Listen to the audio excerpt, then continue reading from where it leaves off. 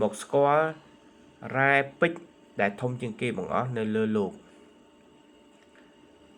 Cullinan ជារ៉ែពេជ្រ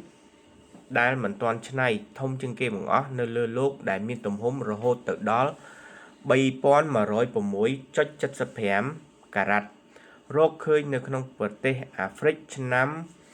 1905 ក្រោយពីការកាត់ច្នៃរួចហើយបានក្លាយទៅជាពេជ្រ9គ្រាប់ដែលមានទំហំនិងរូបរាងខុសៗគ្នាសរុបទឹកលុយប្រហែលជា$400 លាននិងទំហំដែលបានពីការកាត់ច្នៃហ្នឹងគឺ 530.2 ការ៉ាត់ហើយចំពោះគ្រាប់ដែលធំគឺបានយកទៅថ្វាយដល់ស្ដេចអង់គ្លេស